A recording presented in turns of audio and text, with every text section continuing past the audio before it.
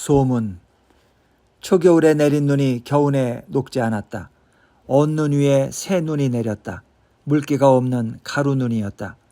눈은 가벼워서 작은 바람에도 길게 날렸다. 내려앉은 눈이 바람자락에 실려 칼날처럼 일어서서 길게 흘렀다.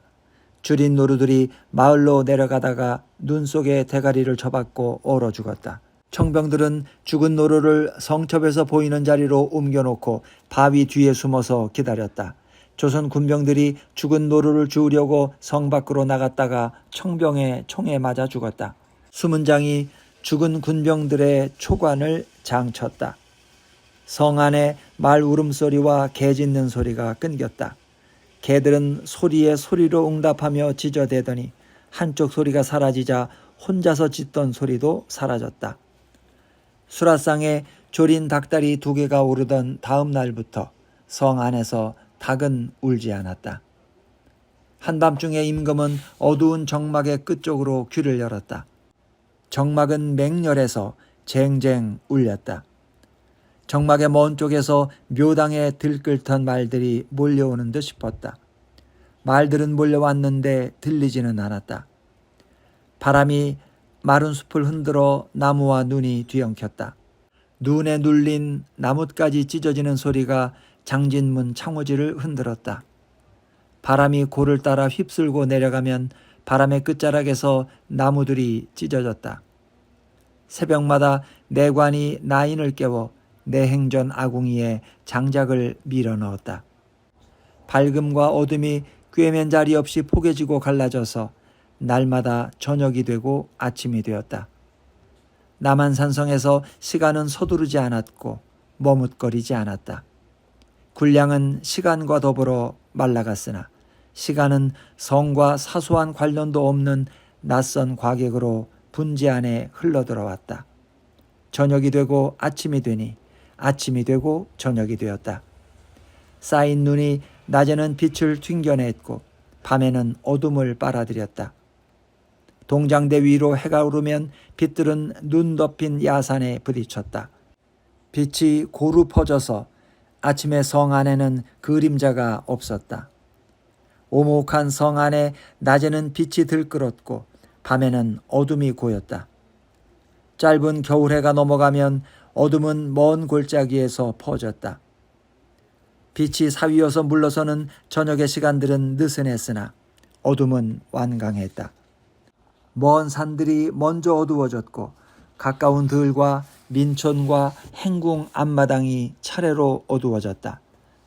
가까운 어둠은 기름져서 번들거렸고 먼 어둠은 헐거워서 산 그림자를 품었다. 어둠 속에서는 가까운 것들이 보이지 않았고 멀어서 닿을 수 없는 것들이 가까워 보였다.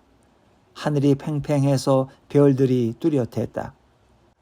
행궁 마당에서 올려다보면 치솟은 능선을 따라가는 성벽이 밤하늘에 닿아 있었고 모든 별들이 성벽 안으로 모여서 오목한 성은 별을 담은 그릇처럼 보였다.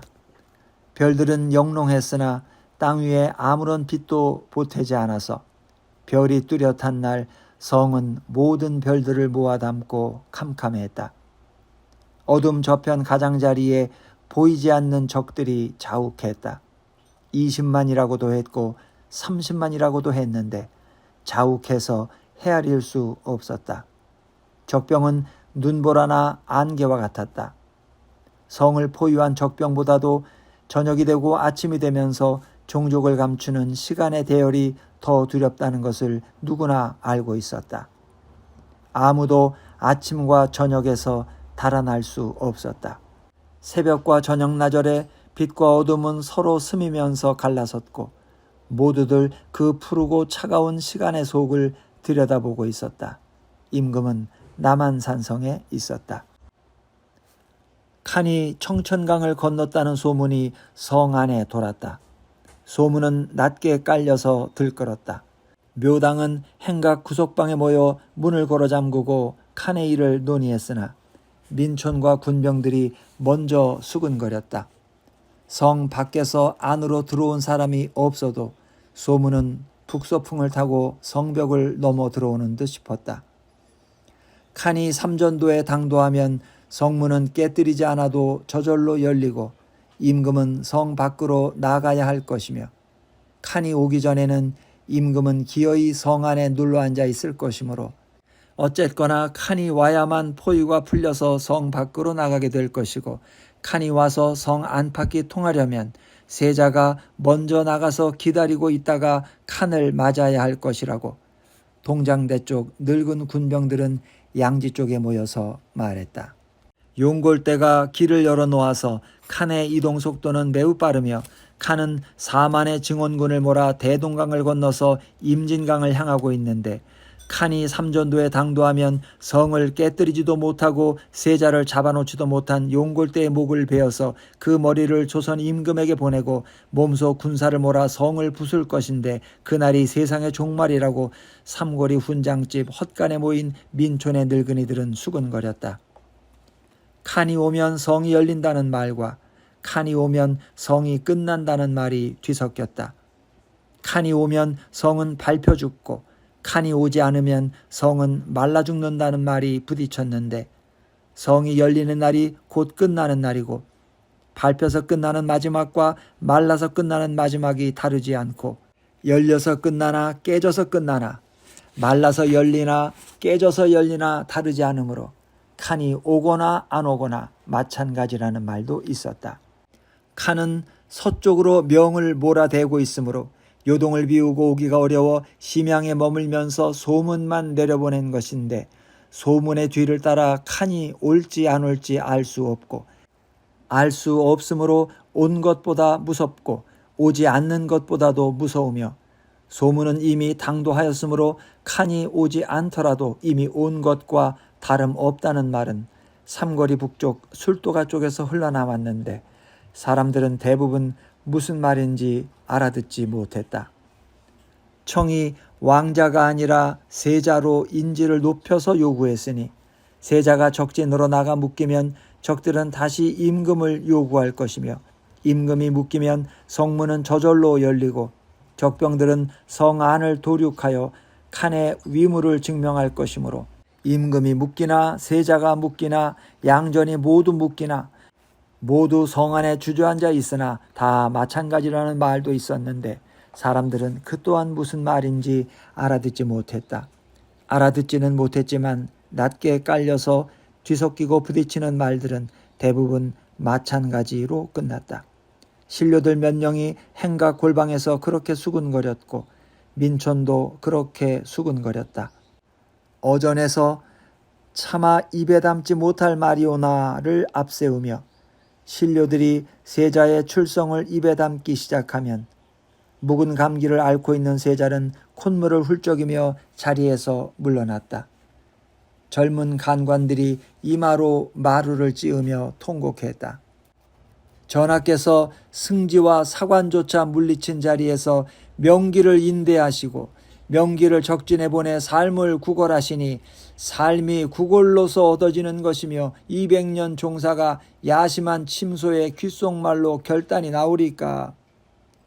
명길은 본래 이적의 무리와 밀통한 자이었고 이제 귓속말로 전하를 미혹하고 적의 말을 옮겨서 전하를 협박하는 자이옵니다. 명길이 사직을 헐어서 적의 마굿간을 짓고 백성의 나락을 거두어 적의 말먹이 풀러 내주려 하니 명길이 과연 누구의 신하이옵니까? 지금 성 안의 백성들은 명길을 빗대어 용골대의 아들 용골소라고 부르고 있으니 민심은 이미 명길이 누구의 신하인지 가린 것이옵니다. 동궁을 적진에 던지려는 묘당의 논의가 새어나가 군병들이 병장기를 내어놓고 양지 쪽에 모여 이를 잡고 있으니 성첩은 이미 무너진 것이옵니다. 우선 명길의 죄를 물으시고 전하께서 친히 성첩에 이르시어 군병들을 꾸짖고 쓰다듬어 싸워서 지키려는 뜻을 보이셔야만 성첩이 다시 설 것이옵니다. 전하, 태평성대에도 역적은 있사오만 어찌 군부를 적의 아가리에 밀어 넣으려는 명길 같은 자가 있었겠습니까? 명길의 목을 베어 그 머리를 적진에 보내시고 그 간을 으깨고 염통을 부수어 성첩에 바르소서. 임금은 대답했다.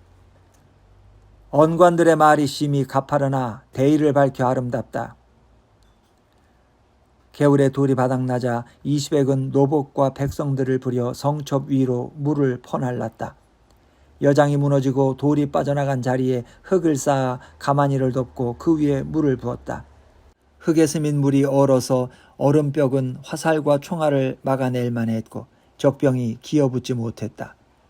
성첩에는 우물이 없었고 고지의 샘은 말라 있었다. 백성들은 마당에 언 우물을 깨고 물을 길어 올렸다. 오지 항아리에 물을 담아 산 밑까지 옮겨놓고 거기서부터 성첩까지는 노복들을 한 줄로 세워 팔에서 팔로 물동이를 건네 옮겼다. 겨울 우물은 수량이 많지 않았다. 비는 얼어서 스미지 않았고 눈은 녹지 않았다. 민촌의 우물들이 말라붙었다. 밤새 고인 물 몇 동이가 아침이면 성첩으로 올라갔다. 바람이 멎어서 화약이 날리지 않는 날에 조선 유군들은 성문을 나가서 싸웠다. 남문 앞은 적세가 컸고 동문 앞은 산세가 컸다. 조선 유군들은 북문으로 나갔다. 청해 복병들은 매복진지를 거점으로 모여있다가 이동진지로 흩어졌다. 적들이 물고기처럼 모여들고 물고기처럼 흩어진다고 조선 군병들은 말했다. 물고기들은 연기 속으로 흩어지고 연기 속으로 모여들었다. 연기가 곳곳에서 솟아올라 어느 연기 속에 물고기가 모여있는지 알 수 없었다. 조선 군병들은 이쪽 연기를 향해 쏘다가 저쪽에서 연기가 솟아오르면 달아났다. 초관들이 군병을 인솔해서 나아가고 군장은 성첩에서 내려다보며 싸움을 지휘했다. 비장들이 군장 곁에서 군령을 받들었다. 청병들이 왼쪽 오른쪽 연기 속에서 번갈아 쏘아댈 때 조선 군병들의 조준점이 흔들리고 화력이 갈라졌다. 초관이 소리질러 병력을 산계했다. 군병들은 흩어져 뒤로 달아났다. 성첩에서 내려다보던 군장이 달아나는 자를 가리키며 비장에게 명령했다. 참퇴하라. 뒤를 쳐서 앞으로 내몰라.